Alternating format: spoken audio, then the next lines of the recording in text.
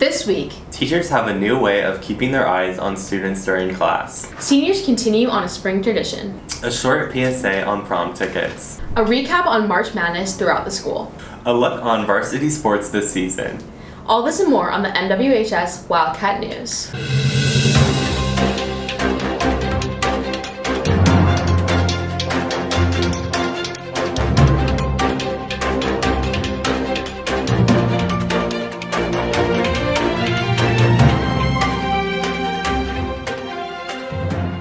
Welcome back, Wildcats. I'm Quinn Burton. And I'm Michaela Potter.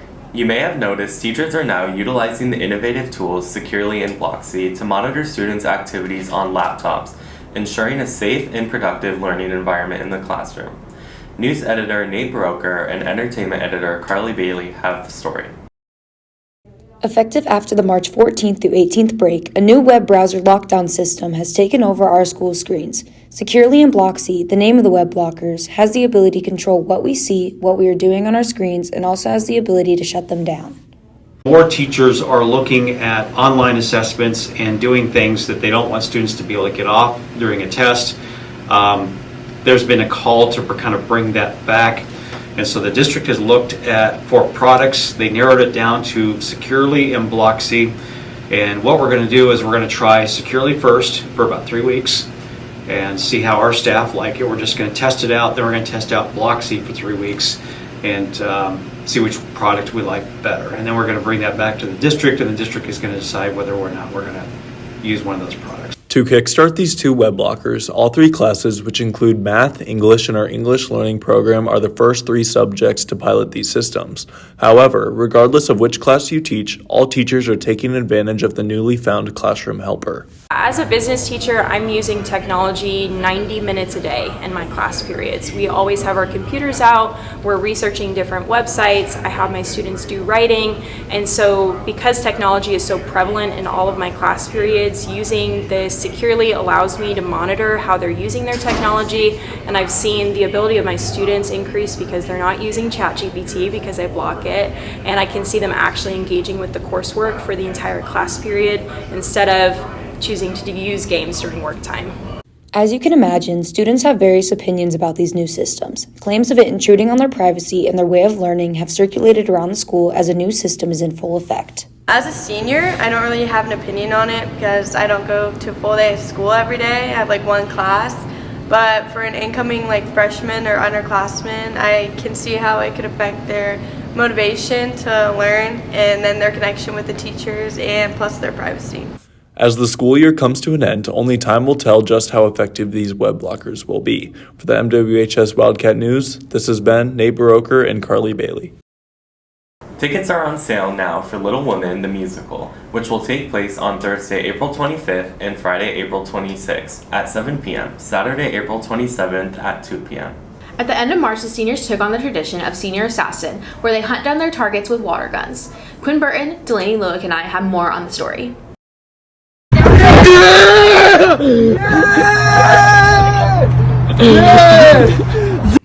On Tuesday, March 18th, the senior class continued the tradition Senior Assassin. In order to participate, each student joins a Live 360 with 100 of their peers and Venmos $5 to the person organizing the game. In addition, there are specific rules that one must follow in order to not be eliminated. You must not eliminate someone inside school or during school activities, while they are working, no pausing location or turning off your location, have clear video evidence, goggles must be fully on your eyes to be safe, and finally, prom and grad parties are off limits. Basically, I have to make sure that everyone's locations are on, and I have to rule out any cheating or clarify any rules. After being eliminated, you are no longer allowed in the Live 360 and no longer have a chance at the $500 pot the winner receives. Swimming goggles are the senior class's main accessory during the weeks this game is played. So when you see them without their goggles, you know it's a purge day where every rule is still applied except goggles no longer keep you safe. I saw her sitting in a car, right next to my car, and then she got out of the car and she started running at me, and I was like, oh my god. And so I started running too, and then I got away and I got back to my car, and then she followed me to my house and went in my garage, and she got me in my garage. Creating a plan to get your target out is key to success while playing this game. Whether you are waiting in the bushes, hiding in their cars, leaving your phone at home, or creating elaborate excuses to convince them to get those goggles off their eyes, you better make sure it's on camera. So far, I've got out 2 people, and the plans I've made are a little extreme. I've tried to fake a car accident, drive outside their house, drive outside their work. I've tried to get them in Wingstop in full disguise and just like hide out in their car. Overall, after talking to members of the senior class, they can all agree that the game has been a great way to end our senior year with a bang, keeping the spirits high as senioritis kicks in. For the MWHS Wildcat News, this has been Michaela Potter, Quinn Burton, and Delaney Lewick. Prom tickets are on sale now. You must be in good standing to purchase your ticket. You can buy your ticket by paying the Synergy fee of $20 and printing out your Synergy receipt with your name on it. You must present your Synergy receipt and photo ID at check-in. And now, staff reporter Blake Taylor has this PSA on prom tickets. Millard West's 2024 Prom, A Night in the Jungle, is this Saturday, April 20th from 7:30 to 10 p.m. at the CHI Health Center, Omaha. Tickets are $20 per person and have been released within the Student View Fees section to students in good standing. Students must pay their ticket fee individually through their Student View accounts. If your guest does not attend Millard West, you must purchase their ticket via cash or check from Mrs. McEnany in room 100E. Students must print their receipt upon buying the ticket and bring it to prom as well as a photo ID. Without these, entry may be denied. The last day to purchase guest prom tickets is Thursday, April 18th at 5 p.m. For more details on prom and access to post-prom tickets, please refer to the daily announcements sent to your email. Post-prom tickets are on sale now for $25 and a link to purchase them are in the daily announcements. The doors will open at 11 o'clock and the event will end at 2:30. As March Madness continues to captivate sports fans across the globe, brackets have made their way into the halls of Millard West. From Mammal Madness to traditional brackets, Wildcat News editor Logan Mosley and Sam Whitaker have more. Every year, 1 month stands out to teachers as the month where students care about one thing: basketball. March Madness has students pulling up games on their laptops and constantly refreshing for scores. However, some teachers have found a way to combat this lack of productivity. Well, with March Madness going on, a lot of students are always really interested in trying to follow the games online, which in my classroom doesn't happen. So instead, we kind of make it relative to the content in the area and give them that aspect of March Madness and the competition and the brackets, but with something from class. So it's kind of a learning thing and an extension of something they're interested in outside of the classroom. Whether it be having students participate in bracket competitions as a class or participate in some sort of alternation, like Mammal Madness, Mane Music Hall, and others, there are many different ways to get every student involved. So Mammal Madness was really a life-changing thing because, you got to learn a lot more about animals and their natural habitat and their behaviors and everything that they've done to,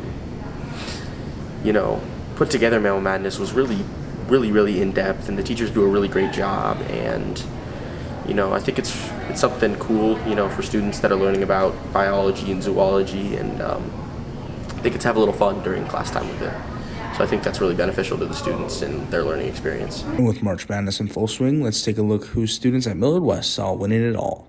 Who do you have winning March Madness? Creighton. Why? I don't know. They're just they got all the pieces to do it, and I think it's finally their year. They've had all the pieces for the past 10 years, and they still haven't done anything. Well, they're back now. Okay. Who's your Cinderella team for this year? James Madison. Why? I don't know. It's just got that ring to it, and their record shows it, so. This is not football. Who is winning March Madness? I gotta say Nebraska. Nebraska's winning it all. Do you have a reason? Because they're goated. Casey's the goat. What about a Cinderella team? Nebraska. Nebraska's the Cinderella team. They're winning it all. There we go. Yeah. Who do you have winning March Madness? Oh, UConn. Why? Just family team, Oh, that's fair. Who's your Cinderella team? I don't think I have one. Don't have one. That's wrong, though. That's a wrong answer. Try again. Creighton, I guess. Okay. Good old 3-seed Cinderella team. You love those. Hey, hi. Who's winning March Madness? I don't even know anything about March Madness. Like, I literally have not looked at it. Who's winning March Madness? Who's even on the Chiefs. Just say the Chiefs. No, that's football. I know that. I don't know. With spring sports in full swing, staff reporters have been covering games all season long. Here's a look into both boys varsity soccer and varsity baseball. Staff reporters Trey Jokums, Blake Kaler, and Jacob Larson have more.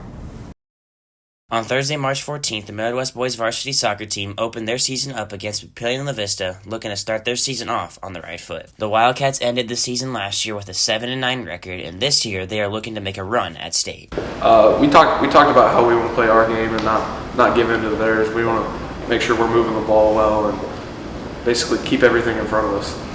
Both teams' emotions were running high in the first 10 minutes of the game, as this was both of their first games of the season. As the first half moved on, the Wildcats would start to dominate and keep the Monarchs on their toes with the ball on their side of the field for the rest of the first half. About halfway through the first half, the Wildcats would get 3 goals within 10 minutes. Senior Brandon Tubau would start the scoring for the Wildcats, giving them their first goal of the year, followed by 2 penalty kicks by sophomore Diego Zapta. Well, it's just, I have like a routine where I like sort of slow down and stuff before I shoot it. And so I like already know what I'm gonna do, and like, I don't know, I always feel confident taking penalties because it's just me and the goalie, and I know I just gotta shoot it hard enough to get it past and then get the goal and stuff. Nearing the end of the first half, junior Brody Thober would finally get the Monarchs their first goal of the game, giving the Wildcats a 3-1 lead at the half. The second half was not much different for the Wildcats offensively, as they came out strong with another goal by junior Carson Hediger to give them a 4-1 lead only a minute into the second half. The rest of the second half was pretty quiet from both teams. With about 6 minutes left in the game, junior Roman DiDomenico would score the 5th goal for the Wildcats, giving them a 4-goal lead. I think what impressed me is how young we are and how well we play together and early in the season, and they don't know each other yet, so it gives us hope, and we are excited to see more of that. As the clock hit 000, the Wildcats would take down the Monarchs with a great overall performance on both sides of the ball, winning 5-1. For the MWHS Wildcat News, this has been Trey Jokums and Blake Kaler. The number 2 MWHS Wildcats took on the number 7 Creighton Prep Junior Jays on Friday, March 15th for the season opener. With high hopes for the season, both teams aimed to come out strong.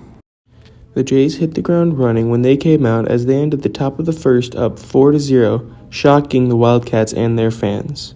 The Wildcats ended up getting a run to end the first inning at 4-1, with the Junior Jays leading. In the next inning, pitcher Dylan Swiersek allowed no runs from Prep, and with a strong batting performance from the Wildcats, they tied the game 4-4. After a scoreless third inning, Wildcats senior Nick Ventiker hit the only home run of the game to make the score 5-4. Feels great, once you get that first one out of the way, you kind of take a little pressure off yourself, and then hopefully more come after that. With no points scored in the 5th and 6th innings, the Jays needed to get a run on the board as they were down 4-5. The Jays' prayers were heard when junior Tony Caniglio got his first varsity run of his career, making the score 5-5. With bases loaded, senior J.D. Moffitt gets the game-winning RBI after he is walked, making the final score 6-5 Wildcats. Head coach Stephen Fry believes this win will help the team pull close games down the line during the season. It'll help us down the road when we play some close games, so I think it was a big game for us. Pitcher Dylan Swiersek knows that his strong start will help boost his composure down the line this season. Yeah, it was big. It's a big confidence thing, like coming in helps you for the rest of the season, I think, for sure. From the MWHS Wildcat News, this has been Jacob Larson. That's all for this week, Wildcats. Make sure to check out The Catalyst for more stories like these, and check out our radio station for news around the school in the Omaha metro area.